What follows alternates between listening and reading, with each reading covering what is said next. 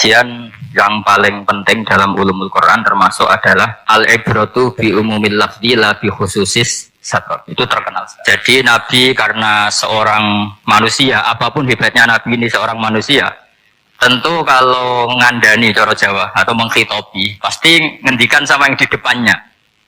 Tapi bukan berarti hukum ini khusus pada yang di depannya tapi menjadi umum. Kenapa menjadi umum? Ya karena kebaikan itu boleh dilakukan oleh siapa saja.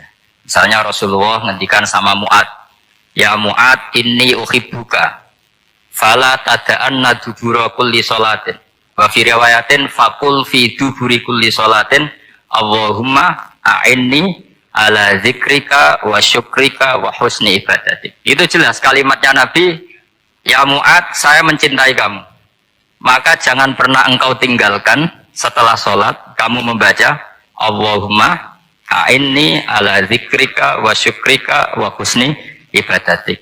Ya Allah, tolonglah kami supaya selalu mengingat engkau ala zikrika dan mensyukuri nikmat engkau, dan tolong kami selalu beribadah kepada engkau. Lalu kalau melihat asbabil wurud, kalau dalam ilmu hadis biasanya disebut asbabil wurud, kalau dalam ilmu Quran disebut asbabin nuzul, tentu yang didhawuhi itu ya Mu'ad. Tapi Anda tidak boleh begini, saya tidak wiridan itu, yang disuruh Nabi kan Mu'ad, saya kan tidak Mu'ad. Itu tidak boleh seperti itu. Makanya kita tidak boleh terlalu tekstual, karena tadi resikonya Anda tidak mengikuti kaidah al-ibratu bi umumil lafzi la bi khususi sabab. Sebab itu saya tadi di kantor rektorat ya Pak Ordas ya, bilang nanti untuk kajian yang di kantor rektorat pakai kitab Syajaratul Ma'arif, karena kitab itu juga yang sekarang dalam proses penerjemahan saya dengan Pak Quraisyab di PSG, yang di sini pakai kitab Etkon. Nanti mulai bulan depan, karena saya dipaksa untuk meneruskan. Ini sudah kayak Tuhan saja maksa-maksa. Itu pakai kitab Etkon. Nanti babnya tak kasih yang mendesak untuk diketahui. Termasuk apa? Al-ibratu bi umumil lafzi la bi khususi sabab. Sehingga di Quran misalnya begini, ada cerita begini. Nabi Isa itu bilang begini, saya ini siapa? Saya ini adalah orang, kata Nabi Isa, wa ja'alani mubarakan aynama kuntu. Saya adalah orang yang di mana-mana itu memberi berkah, memberi manfaat kepada siapa saja. Itu jelas tentang Nabi Isa.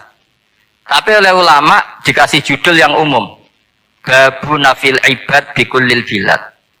Bab bahwa seseorang harus bermanfaat hidup di mana saja, kapan saja. Meskipun itu Allah cerita tentang Nabi Isa. Tidak bisa kamu bilang itu kan Isa, saya kan tidak Isa. Tidak bisa seperti itu.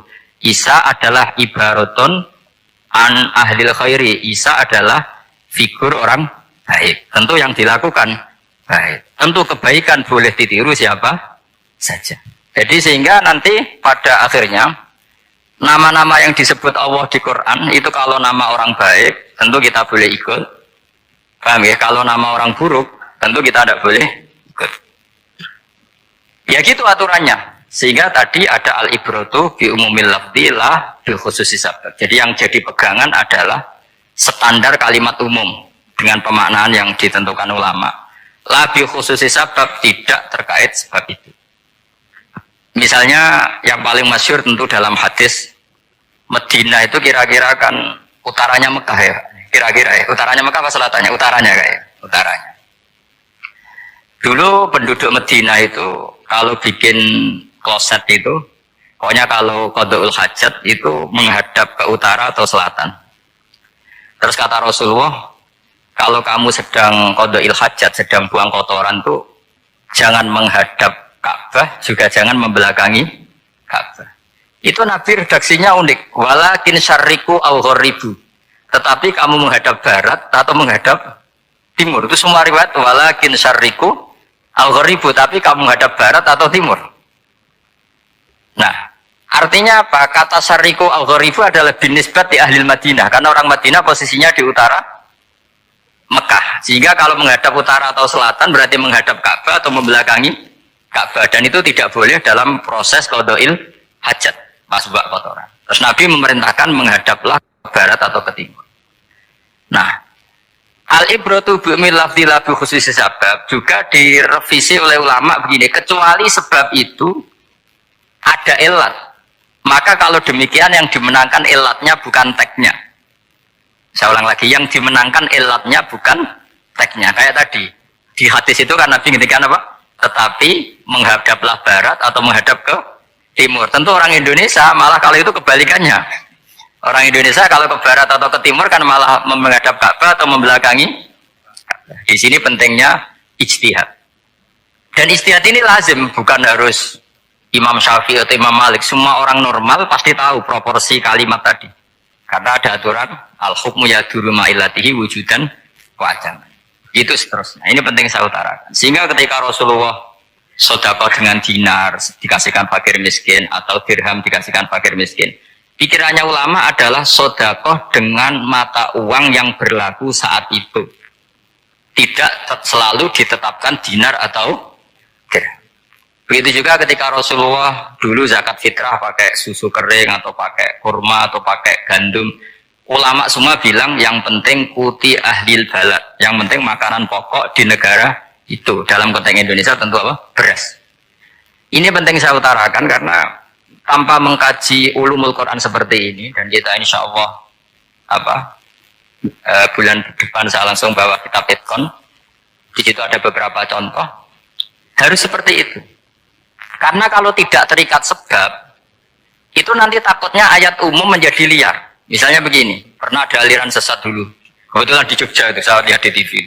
Entah salah kiainya, entah salah dosennya, entah salah siapa. Atau salah orangnya agak stres, tidak tahu saya. Semoga salah orangnya itu sholat menghadap ke 4 arah.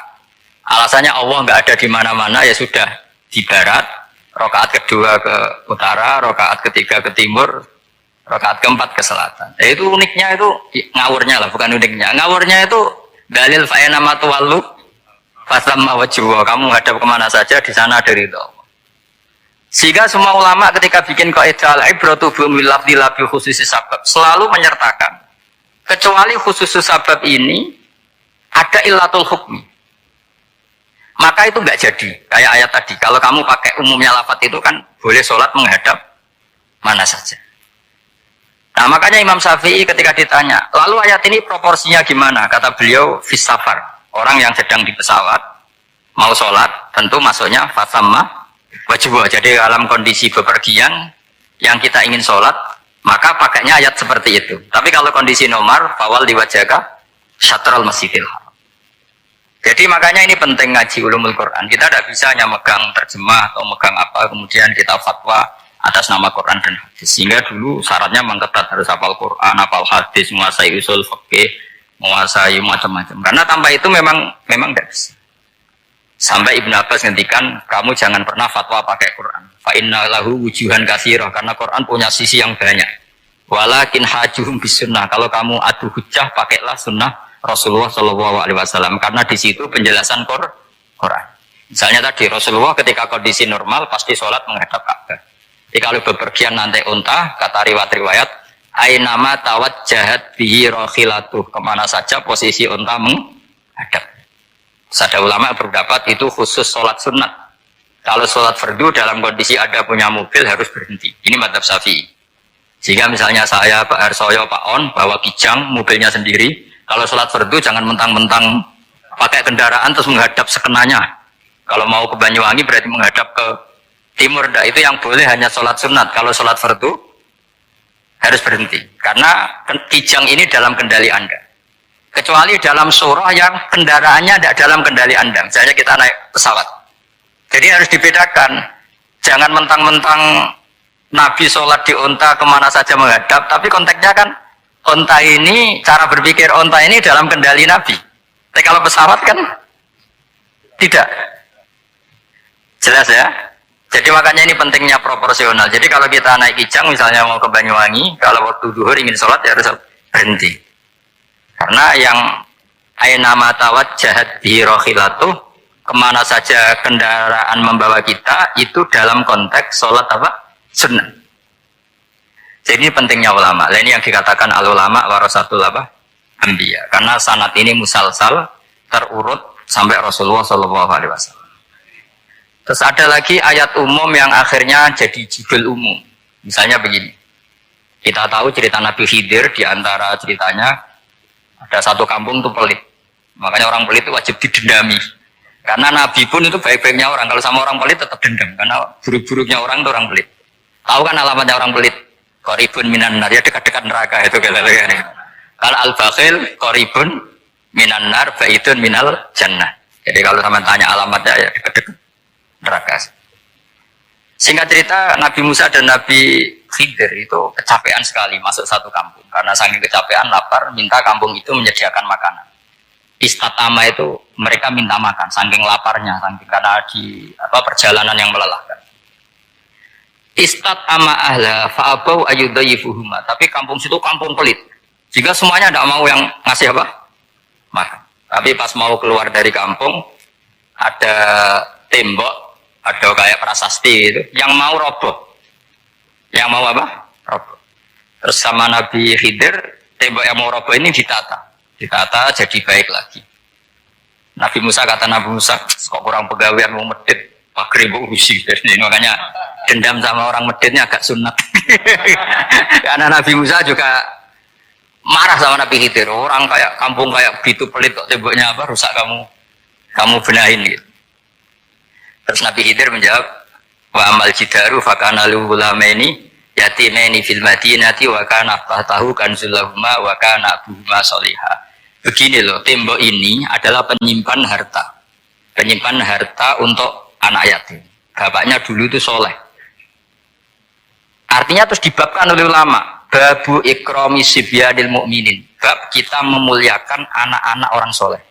Sehingga dalam adat kita menghormati Habib, menghormati Gus, menghormati anak pahlawan, menghormati orang-orang yang dulu berjuang kepada untuk Indonesia. Karena di antara yang dipertimbangkan Nabi Khidir adalah wakana abuhuma sholihah. Tentu kita menghormati putra-putri yang dulu mendirikan UII, macam-macam. Ya tentu proporsional, tapi tetap saja dapat poin dulu atas nama putra pahlawan, putra orang-orang soleh. Karena Nabi Khidir ketika mempertimbangkan itu, alasannya wakana abuhuma sholihah. Fa'aroda rabbuka yablugha ashuddahuma wastakhrijakan zahima. Tentu Allah ingin kalau tembok ini roboh, kemudian kelihatan khazanahnya atau tabungannya, nanti dipakai orang-orang zalim. Kalau dipakai orang zalim, maka yang berhak tidak mendapatkan. Sama, negara ini itu dimerdekakan oleh para pahlawan supaya dikelola secara kesolehan, supaya dikelola secara orang baik. Maka orang soleh semua harus ikut kompetisi dengan tanda kutip merebut negara. Karena apa? Tapi tentu tidak perlu chaos, tidak perlu anarkis, karena tentu kemerdekaan ini dibela-belain supaya kita jadi baldatun thayyibatu wa rabbun ghafur. Sama, pertimbangannya Nabi Khidir, kalau ini kebongkar tersibak, pasti diambil orang-orang zalim. Dan akhirnya yang yatim tadi tidak dapat. Akhirnya dibabkan lagi di bab tertentu. Bab menjaga harta supaya tidak dikuasai orang zalim. Jadi akhirnya menjadi sekian varian ilmu. Pertama, varian ilmu bab menghormati anak orang soleh. Sebab supaya harta ini tidak dikuasai orang zalim dan seterusnya Nah saya harapkan nanti dengan ulumil Quran kitab Itqan itu nanti aturan-aturan seperti itu tertanam pada Anda. Sehingga sebetulnya ulama fikih yang ngarang kitab sampai satu boto-boto itu sebetulnya ya normal-normal saja. Kalau sampean sudah mengkaji ilmu yang kayak saya kaji itu normal-normal saja. Misalnya begini, saya beri contoh ya. Orang munafik itu disifati Allah gimana? Wa idza qamu ilas sholati qamu kusala. Orang-orang munafik adalah orang ketika mau sholat itu bermalas-malas. Terus kitab Fathul Mu'in atau Fathul Wahab atau kitab semua kitab fikih bikin judul gini. Sama masih ingat takbirnya. Wa yusannu nasyatun li sholatin. Disunatkan kalau sholat itu ketok gumrigah, ketok semangat.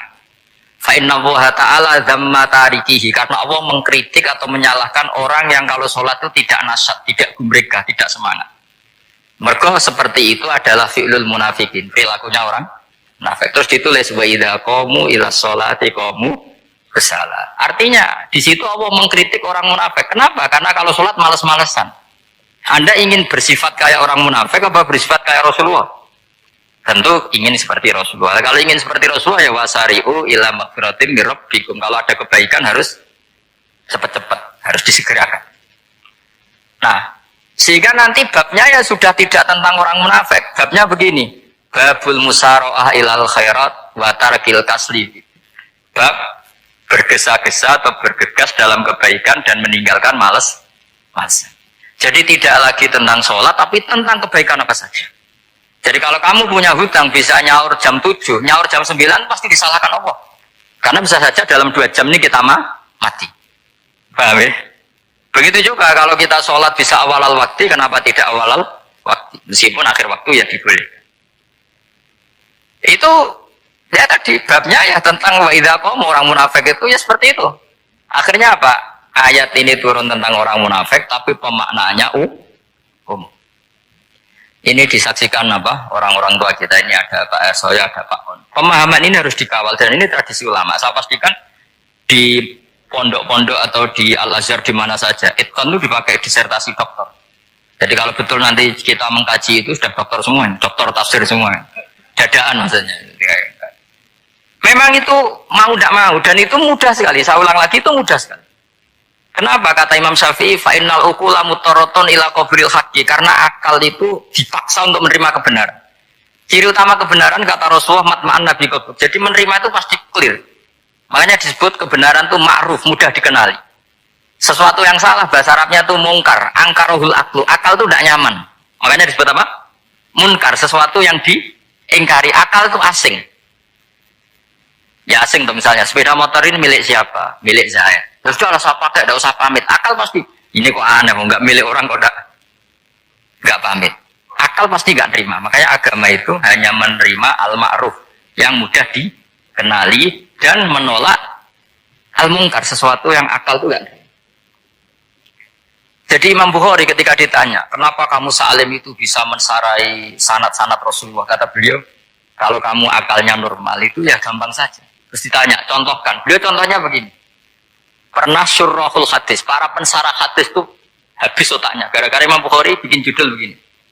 Babu sihhati tolakil akhras. Ingat-ingat ya. Babu sihhati tolakil akhras. Bab sahnya tolaknya orang bisu. Orang bisu itu orang nggak bisa ngomong tuh kalau bahasa Jogja. Bisu ya? Bisu. Bisu itu cerita. Bab sah tolaknya orang akhras. Ternyata apa? Sekian riwayat yang dipakai itu begini. Ana wa kafilul yatim kahataini fil jannah. Nabi pernah ngetikan saya dan yang merawat anak yatim kahataini fil jannah. Wa asyara bi musabbihatihi wal wusta. Pokoknya Nabi ngetikan begini. Paham ya? Maksudnya apa? Betapa yang merawat anak yatim itu sangat dekat dengan apa? Dekat dengan Nabi di apa? Surga. Terus hadisnya berikutnya. Asyahru hakada pakai tangan 10, ahakada wahakada wahakada berarti 30. Asyahru hakada wahakada wahakada berarti berapa? 29. Terus berikutnya hadis Aisyah sholat lama terus ditanya orang di tengah-tengah sholat. Aisyah kenapa sholat lama? Fa'asyarat nahwas sama. Kemudian Aisyah memberi isyarat nahwas sama. Ternyata saat itu gerhana apa? Mata. Itu surahul hadis bingung semua. Ini cerita tolaknya orang bisusah kok ngelantur kemana-mana ya. Ternyata maksudnya Bukhari begini, maksudnya Imam Bukhari. Penjelasan yang namanya tolak itu kan sihot. Ya sihot. Tahu sihot, akad lah kalau dalam bahasa Jogja mungkin. Kalau kamu nikah kan angkah tuka wajah-wajah terus bilang apa qabil tu nikah wa taswiyah. Terus kalau kamu menceraikan istri kamu bilang kamu saya ceraikan. Yang dikatakan sihot itu adalah ekspresi atau implementasi dari sesuatu. Misalnya kamu ingin tolak, bilang saja tolak. Kalau kamu ingin muji orang, bilang saja begini. Pasti itu maknanya muji. Kalau ingin menyemooh, bilang begini. Nah, artinya gini, kalimat itu bisa diganti isyarah. Saya ulang lagi, kalimat itu bisa diganti. Buktinya Nabi mengisyaratkan saya dekat, bilang begini. Paham ya? Aisyah bilang gerhana, hanya bilang begini. Kalau begitu orang yang bisu ya punya cara menceraikannya. Dia cukup melakukan isyarat. Yang isyarat itu pasti difahami sebagai cerai. Artinya kalau orang memahami Quran hadis seperti itu, hal-hal yang mungkin nggak terlintas dalam pikiran Anda, ternyata itu jadi dalil. Artinya apa? Rasulullah yang bisa ngendikan saja kadang menjelaskan sesuatu pakai isyarat. Nah, dengan demikian terus jadi rumus. Al-isyarah al-mufhimah bimanzilatin nutqi. Isyarah yang memahamkan sama dengan ucapan. Sehingga ini pengganti ijab qabul. Dan itu cara-cara memahami istihad, memahami Quran dan hadis. Caranya gimana? Kita harus belajar ulumul Quran. Ya, perangkat yang dipakai seluruh dunia termasuk kitab Itqan itu. Dan kitab Syajaratul Ma'arif itu yang saya kaji dan dikaji seluruh ulama di dunia. Karena saya tidak biasa ngaji tanpa kitab yang perlu kita kaji. Saya sendiri itu bisa seperti ini ya barokahnya kitab-kitab itu. Jadi nggak terlintas tapi ya tadi. Rasulullah yang bisa ngendikan saja, sering iktifa, sering ngalap cukup dengan apa? Isyarah. Oh kalau gitu berarti al-isyarah bimanzilatin nutqi.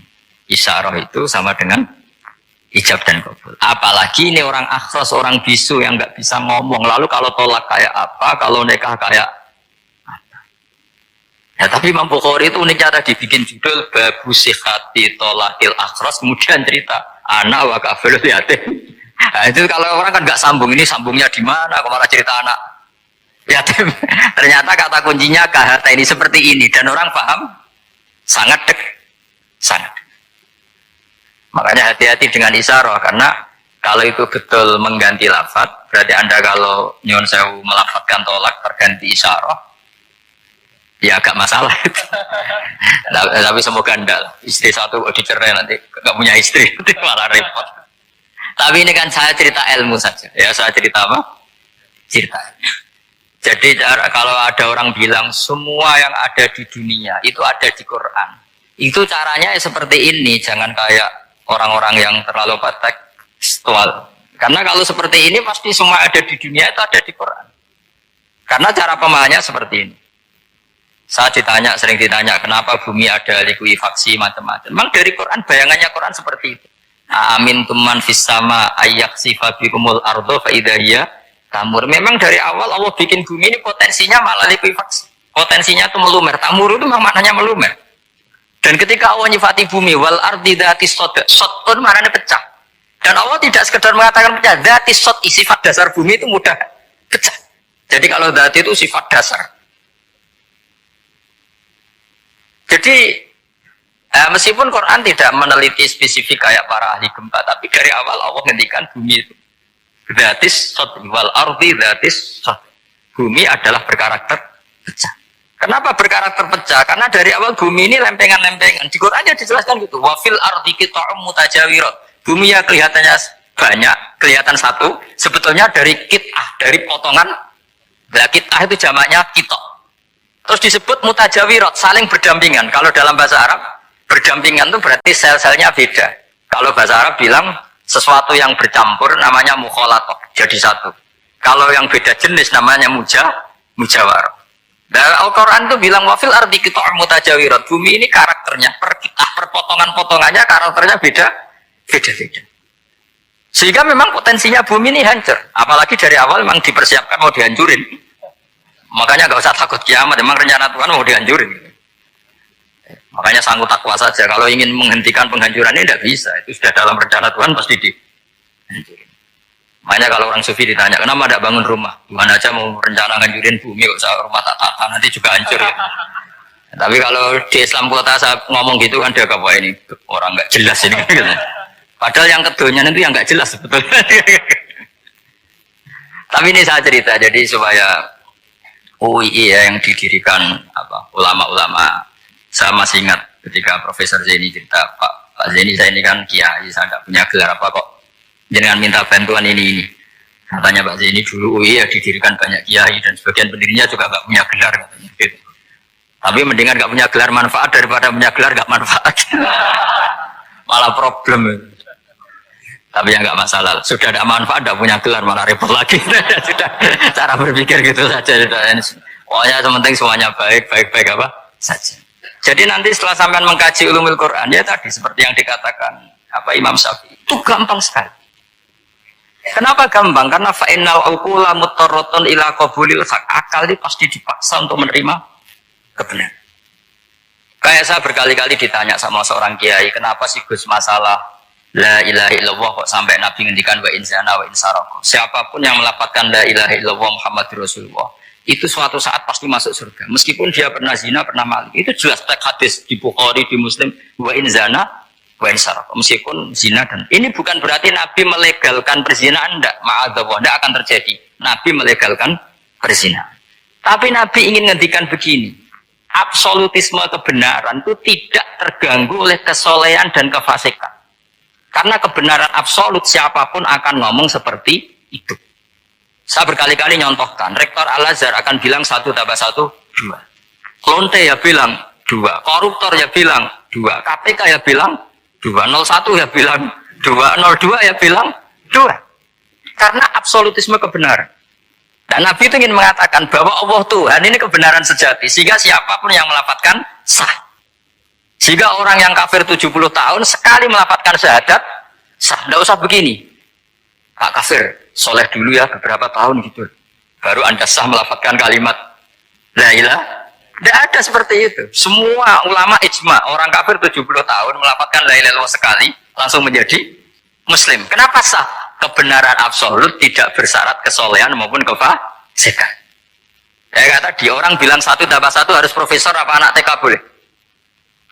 Jangan mentang-mentang profesor, doktor, rektor, UGM, atau UI.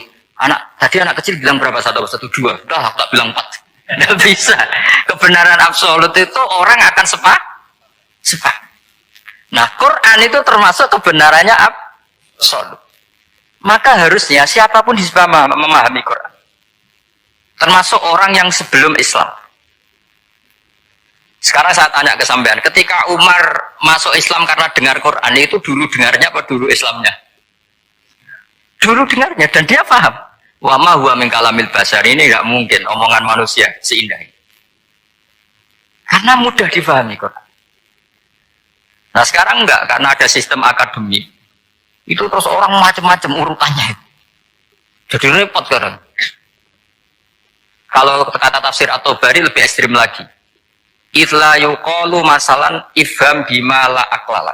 Jadi orang-orang kafir ini kan, orang-orang kafir Mekah ini kan, Rasulullah jadi Nabi ini kan semua orang masih kafir. Gak ada mahasiswa UI, gak ada orang NU, gak ada orang Muhammadiyah. Semuanya orang kafir, semuanya masih kafir.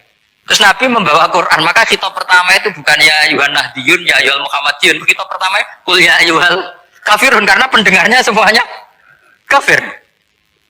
Dan itu mereka paham. Tapi nanti soal hidayat nomor 2, tapi mereka itu yang jelas. Sehingga banyak orang kafir yang menjadi muslim karena mendengar Al-Quran. Jadi ini penting diketahui karena kebenaran itu milik siapa saja dan akan mudah dipahami. Kayak tadi, kalau 1 tambah 1, 2 itu rektor ya bilang 2, anak TK ya bilang 2, musuh kamu ya bilang 2, kamu atas nama sentimen dengan musuh pun tetap bilang. Nah di sini kadang Nabi ngendikan mangqala la ilaha illallah dakhalal jannah wa in zana wa in sarqa. Proporsinya seperti itu, bukan berarti Nabi melegalkan zina, bahwa kalimat ini kalimat yang kebenarannya absolut sehingga siapapun sah mengatakan itu, meyakini itu meskipun punya masa lalu seperti. Jadi jangan salah makna terus Nabi melegalkan, tidak sama sekali. Jadi saya mohon ini jadikan satu ilmu, bahwa ilmu adalah tetap apa? Sehingga ada ayat qulil ladzina kafaru iyantahu yughfar lahum ma qad salam. Katakan kepada orang-orang kafir, sekali menghentikan kekafirannya yughfar lahum ma qad salam, maka kekafiran di masa lalu dia lebih hilang dan dia hanya dengan status yang sekarang, yaitu seorang mukmin. Karena dia disahkan melafadzkan la ilaha illallah. Makanya pernah ada cerita, ini penting saya utarakan ke jenengan. Ada orang kumpul kebo, singkat cerita, kumpul kebo lelaki sama perempuan. Suatu saat Nabi dikasih tahu sama tetangganya, ya Rasulullah, orang yang biasa kumpul kebo itu sekarang sudah nikah. Jawabannya Nabi unik. Alhamdulillah, kira-kira gitu kalau bahasa Indonesia, qad kharaja min sifahin ila nikahin. Dia sudah keluar dari tradisi zina, sekarang dia sudah dengan kehormatan nikah. Maksudnya gini, kalau malam Senin dia belum nikah, kumpulnya kan masih kumpul kebo bertahun-tahun gitu. Paginya dia nikah, malamnya kumpul, sudah kumpul sunnah. Karena sudah nikah. Jadi tak sama seperti tadi. Kalau dia belum melafadzkan kalimat tauhid, ya statusnya dia kafir. Sekali melakukan kalimat tauhid, ya statusnya dia muslim atau mukmin. Sama. Ketika hubungan intim tanpa nikah namanya sifah perzinaan. Sekali nikah ya namanya sunnah.